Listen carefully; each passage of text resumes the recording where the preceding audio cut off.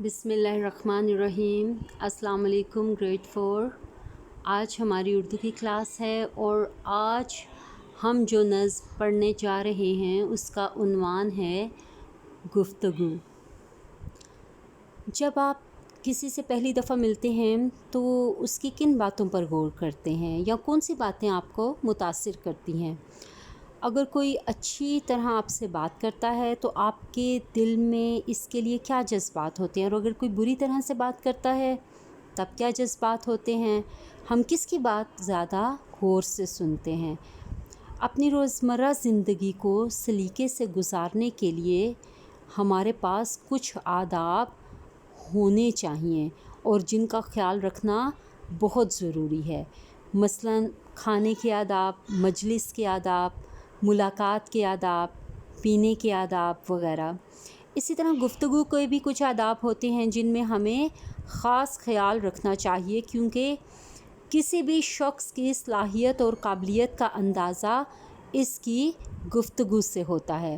اگر گفتگو شائستہ، نرمی سے، اچھے انداز میں ہو تو معلوم ہو جائے گا کہ یہ شخص پڑھا لکھا اور اچھی صلاحیتوں کا حامل ہے، لیکن اگر گفتگو غیر معیاری ہوگی تو اندازہ ہو جائے گا کہ یہ شخص جاہل اور گفتگو کے آداب سے ناآشنا ہے۔ تو اسی موضوع پر ہم آج اپنی نظم پڑھیں گے جس کا نام ہے گفتگو۔ تو چلیے شروع کرتے ہیں۔ نظم گفتگو۔ بات کرنے کا سلیقہ چاہیے، گفتگو کا بھی طریقہ چاہیے۔ اب دیکھیں، شاعر کہتا ہے کہ بات کرنے کا سلیقہ چاہیے، کہ ہمیں بات کرنے کا طریقہ آنا چاہیے، یعنی بات کرنے کی ہمیں تمیز ہونی چاہیے۔ گفتگو کا بھی طریقہ چاہیے، یعنی ہمیں وہی بات ہے کہ بات کرنے کا، گفتگو کرنے کا ہمیں انداز پتہ ہونا چاہیے۔ گفتگو کا ایک حسین انداز ہو، یعنی ہمارے بات چیت کرنے کا جو انداز ہے وہ خوبصورت ہونا چاہیے۔ نرم لہجہ، دل نشیں آواز ہو، ہمارا لہجہ نرم اور ہماری آواز خوبصورت ہونی چاہیے، دل نشیں خوبصورت ہونی چاہیے۔ اختلاف آپس میں ہو جائے اگر۔ اب جیسا کہ آپ بھی جانتے ہیں کہ ہر انسان دوسرے انسان سے مختلف ہے، تو جب دو لوگ آپس میں بات کرتے ہیں تو ان کی بات میں ایک دوسرے سے اختلاف بھی ہو سکتا ہے، ان کی بات ایک دوسرے سے مختلف بھی ہو سکتی ہے، لیکن شاعر کہتا ہے کہ اگر باتوں میں اختلاف بھی ہو جائے، یعنی باتیں آپس میں، ہماری باتیں ایک دوسرے سے مختلف بھی ہوں، تب بھی بات میں آئے نہ تلخی کا اثر، تو تب بھی ہماری بات میں تلخی یعنی رنجش جو ہے اس کا اثر نہیں آنا چاہیے، ہماری بات میں رنجش اور کڑواہٹ پیدا نہیں ہونی چاہیے۔ پیار کا اظہار ہو گفتار سے، پیار کا اظہار ہو گفتار سے، یعنی ہم جو بھی کسی سے گفتگو کریں اس سے پیار کا اظہار ہونا چاہیے، یعنی ہمیں دوسروں سے پیار سے گفتگو کرنی چاہیے۔ غیر بن جاتے ہیں اپنے پیار سے۔ اگر ہم کسی سے نرم لہجے میں پیار سے گفتگو کریں گے تو وہ چاہے اجنبی ہی کیوں نہ ہو، اس اجنبی کو بھی ہم سے اپنائیت کا احساس ہوگا، یعنی اس سے غیر بھی جو ہیں وہ اپنے بن جاتے ہیں۔ کہہ رہا ہوں جو عمل اس پر کرو، کان میری بات پر بچو دھرو۔ اب شاعر اس شعر میں کہہ رہا ہے کہ میں جو کہہ رہا ہوں اس پر عمل کرو، یعنی شاعر کیا کہہ رہا ہے؟ شاعر ہمیں گفتگو کرنے کے آداب بتا رہا ہے۔ وہ کہہ رہا ہے کہ پیار سے بات کرنے سے غیر بھی اپنے بن جاتے ہیں، اور ہمیں اگر کسی سے کسی بات میں اختلاف ہو بھی جائے تو ہماری گفتگو ایسی ہونی چاہیے کہ اس میں کسی تلخی کا، کسی بھی کڑواہٹ کا اثر نہیں آنا چاہیے۔ اور شاعر اس بات پر کہہ رہا ہے کہ بچوں میری بات دھیان سے سنو اور اس پر عمل کرو، اس پر کان دھرو کا کیا مطلب ہے؟ اس کو توجہ سے سنو، یعنی اس کو ایک کان سے سن کر دوسرے کان سے نہ نکال دو۔ بات یہ دل میں اترنی چاہیے، گفتگو نرمی سے کرنی چاہیے۔ اب شاعر اس شعر میں کہہ رہے ہیں کہ بات جو بھی کریں دل میں اترنی چاہیے، یعنی بات کرنے کا انداز اتنا اچھا ہونا چاہیے کہ وہ دل میں اتر جائے، دل پر اثر کرے، اسے دل مانے، اس بات کو دل قبول کرے۔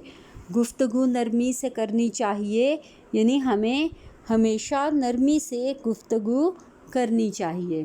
اب آگے بڑھیے، آگے آپ کو الفاظ معنی دیے گئے ہیں جو آپ نے اپنی اردو نوٹ بک پر کرنے ہیں۔ پہلا لفظ ہے آپ کا سلیقہ، جس کا معنی ہے اچھا طریقہ۔ دوسرا لفظ ہے دل نشیں، جس کا مطلب ہے جو دل کو اچھی لگے۔ اختلاف، فرق، تلخی، سختی، غیر، جو اپنے نہ ہوں۔ اب آگے بڑھیے، آگے آپ کو نئے الفاظ یعنی املا کے الفاظ دیے گئے ہیں جو آپ نے اپنی اردو نوٹ بک پر لکھنے ہیں۔ ان میں آپ کا پہلا لفظ ہے سلیقہ، حسین، گفتگو، اختلاف، تلخی، گفتار، دل نشیں۔ اب آگے مشق 1 کی طرف آئیے۔ اس مشق میں آپ سے سوال پوچھا گیا ہے اور آپ کو اس کا جواب اپنی اردو نوٹ بک پر لکھنا ہے۔ سوال ہے، اس نظم میں پیار سے بات کرنے کے کیا فائدے بیان کیے گئے ہیں؟ تو جیسا کہ ہم نے یہ نظم پڑھی تو اس نظم میں پیار سے نرم لہجے میں بات کرنے کے بہت سے فوائد بیان ہوئے ہیں۔ مثلاً بات فوراً سمجھ میں آ جاتی ہے، اپنی بات بھی منوائی جا سکتی ہے، غیر بھی اپنے بن جاتے ہیں، مثلاً لوگ فوراً دوستی کر لیتے ہیں، دوستی کا ہاتھ بڑھاتے ہیں۔ اور اگر کوئی اختلاف ہو بھی جائے تو نوبت لڑائی تک نہیں پہنچتی۔ پیار سے بات کر کے ہر انسان اپنا بڑا کام بھی نکلوا سکتا ہے، ٹھیک ہے؟ اس طرح چند پوائنٹس لکھ کر آپ اس سوال کا جواب اپنی اردو نوٹ بک پر لکھیں گے۔ مشق 2 کی طرف آئیے۔ اگر ہم کسی سے تلخ لہجے میں بات کرتے ہیں تو اس کے کیا نقصانات ہیں؟ اب اس سوال کا جواب آپ اپنی اردو نوٹ بک میں اپنے ذاتی تجربے سے دیں گے۔ جیسے اگر ہم کسی سے تلخ لہجے میں بات کرتے ہیں تو اس سے سامنے والا بھی ہم سے اسی لہجے میں بات کرے گا، پھر آپس میں لڑائیاں ہوں گی، کوئی بات ہماری ٹھیک طرح سے نہیں سنے گا یا مانے گا، اور لوگ بھی ہمیں پسند نہیں کریں گے اگر ہم کسی سے تلخ لہجے میں بات کریں تو، اور ہم سے نہ ہی کوئی تعلق رکھنا پسند کریں گے۔ اب آگے بڑھیے اپنی مشق 3 کی طرف۔ نظم میں سے تلاش کر کے درج ذیل الفاظ کے ہم آواز الفاظ لکھیے۔ اب آپ کو الفاظ دیے گئے ہیں۔ ہم آواز الفاظ وہ الفاظ ہوتے ہیں جو ان سے ملتے جلتے الفاظ ہوں، جیسے سلیقہ۔ اب سلیقہ سے نظم میں آپ کو ملتا جلتا لفظ دیا گیا ہے طریقہ، تو سلیقہ کے اوپر آپ لکھیں گے طریقہ۔ اسی طرح آواز اگر، گفتار، دھرو، اترنی، یہ آپ کو الفاظ دیے گئے ہیں، ان کے آپ نے ہم آواز الفاظ انہی کے نیچے کتاب پر ہی لکھنے ہیں۔ آگے مشق 4 کی طرف بڑھیے۔ مشق 4 میں آپ کو دیا گیا ہے کہ اس شعر کو غور سے پڑھیے اور بتائیے کہ ہم اپنے گفتگو کے انداز کو اور کس طرح بہتر بنا سکتے ہیں۔ یعنی اس شعر کے بارے میں آپ نے اس شعر کی تھوڑی سی تشریح کرنی ہے۔ جیسے انہوں نے لکھا ہے، گفتگو کا ایک حسین انداز ہو، نرم لہجہ، دل نشیں آواز ہو۔ تو اس میں ہمیں یہ کہا گیا ہے کہ ہمیں گفتگو ایسے کرنی چاہیے کہ سامنے والا متاثر ہوئے بغیر نہ رہ سکے اور